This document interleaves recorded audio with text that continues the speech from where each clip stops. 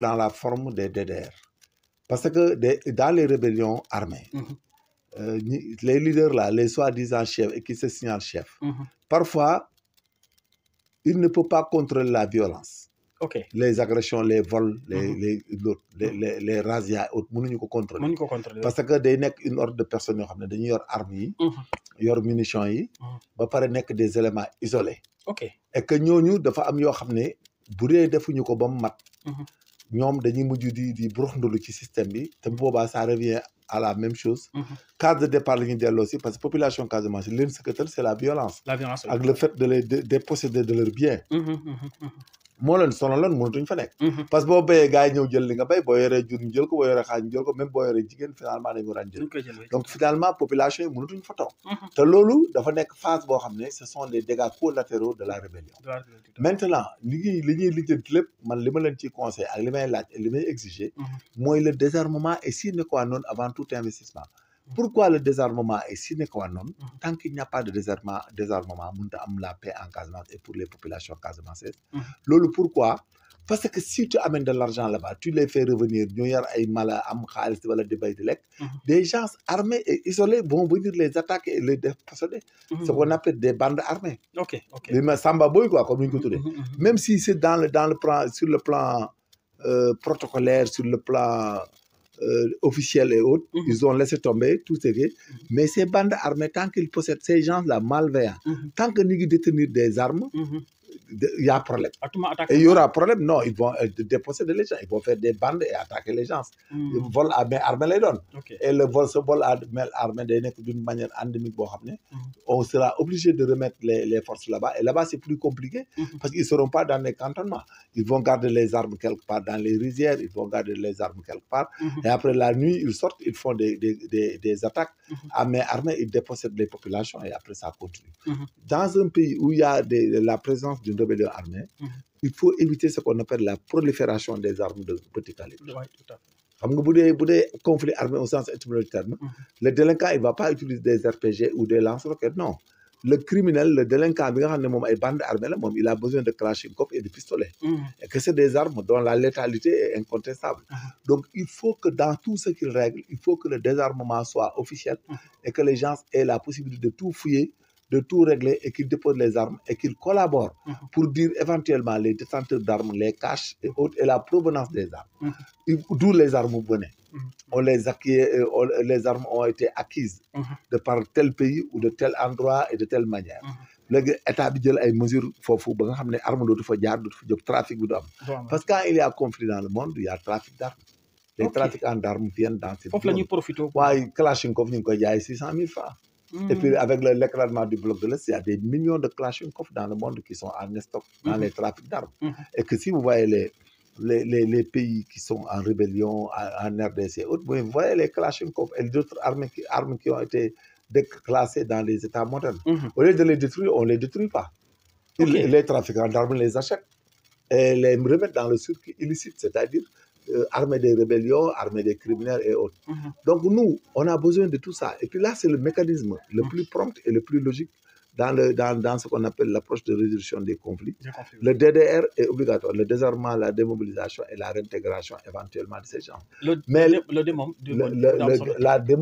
désarmement. Le DDR, c'est le désarmement, la démobilisation et la réintégration. La réintégration sociale, le gars, il peut faire Casamance avant DDR avec démobilisation. Donc c'est le sens inverse, ce qui n'est pas possible. Donc, non, dañ ko juutal te mënta nekk. On ne peut pas nous permettre de donner 80 milliards en Casamance et autres, et qu'après les gens vont venir les attaquer et prendre l'argent. C'est évident. S'ils font le contraire comme ils le font, dès que l'argent est investi, les gens ont des rentes qu'ils détiennent, les attaques isolées vont recommencer. Ça ne sera pas des attaques MFDC ou bien qui attaquent les forces de sécurité. Mais malfaiteurs non, malfaiteurs ngay aider. Les anciens qui sont là-dedans, ils vont préférer aller faire des razzias que d'attendre un salaire de 100 000 francs, 120 000. Non, c'est ça la vérité. Ce mécanisme-là n'est pas à négliger. Il faut tout faire pour connaître la provenance des armes, connaître les acteurs qui étaient dans le mouvement insurrectionnel et trouver les armes là où elles sont détenues, cachées et autres.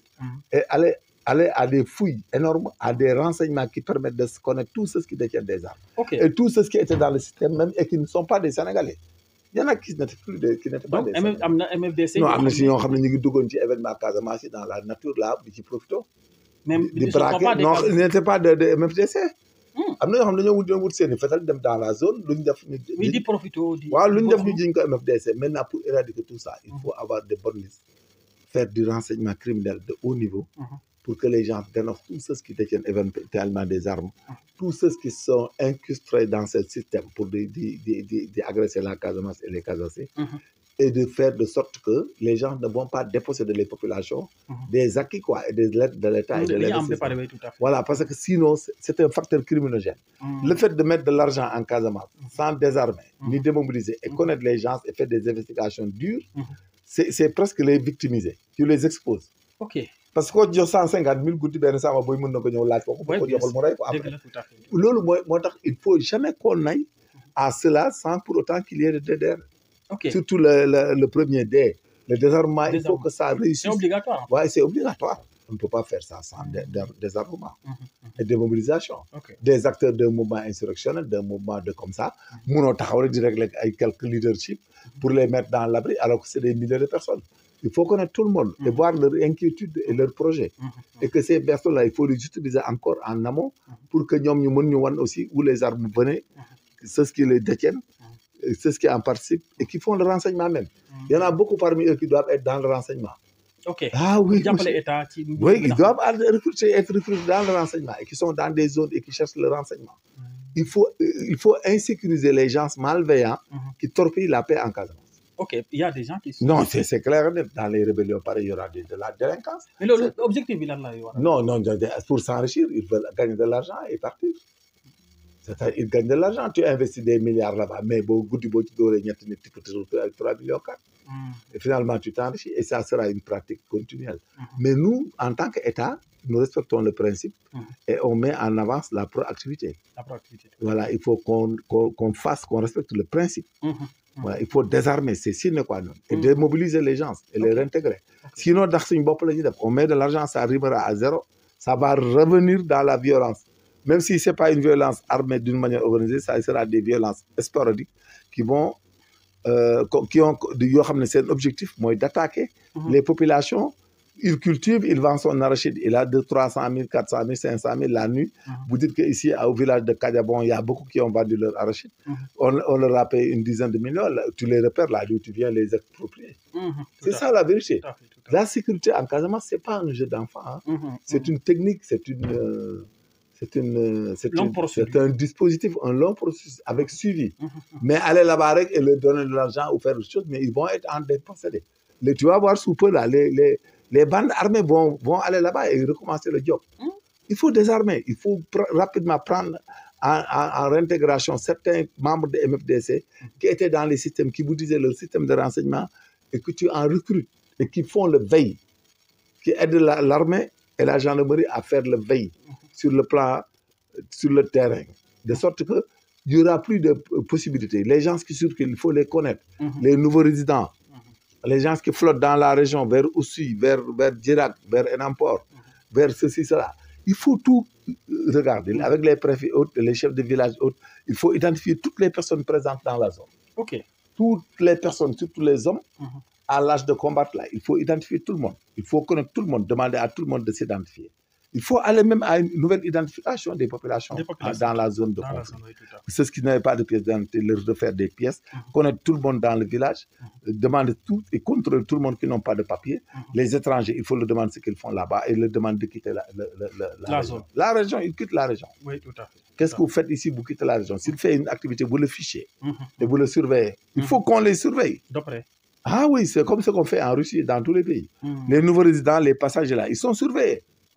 Voilà, donc c'est académique, c'est ce qu'on appelle le renseignement criminel. Il y a la surveillance, il y a l'observation, les filatures, les écoutes téléphoniques, et tout ça. Il faut tout faire parce qu'il y a des personnes qui viennent là-bas, tu les files toute nuit et jour pour voir leurs activités. S'ils sont dans une activité louche, tu les arrêtes. Pour association de malfaiteurs, et tu les mets en cours. Donc c'est pas facile. Non, mais c'est du professionnalisme, nous, c'est ce que nous faisons et c'est ce que nous apprenons. On le fait jusqu'à présent. Donc, processus, du contact, il faut... C'est pas possible. C'est pas aller donner, partager de l'argent à des gens, construire des hameaux et des maisons et distribuer 82 milliards. Tu le fais, tu amènes les criminels. Ils vont venir, ils vont déposséder les populations. Et là-bas, tu victimises même les populations. Tu rends l'insécurité plus grave. Parce que la cible sera la population. Ça ne sera plus les fonds. Pour récupérer les fonds. Oui, pour récupérer l'argent. Ça sera attirant. Et quand c'est attirant, ça amène la délinquance. Oui, c'est un facteur criminogène, avec victimisation des populations casacées. Tout à fait. Voilà, donc, le point de départ, c'est renseigner. C'est le DDR d'abord, et après, tu mets un dispositif de sécurité avec un renseignement criminel très prompt, très professionnel. Tout à fait. Très professionnel. Des gens qui surveillent tout le monde. Dans chaque village, on regarde les gens. Dans les bars, dans les cabarets, dans les transports, dans les hôtels, dans les quartiers, les chefs de village.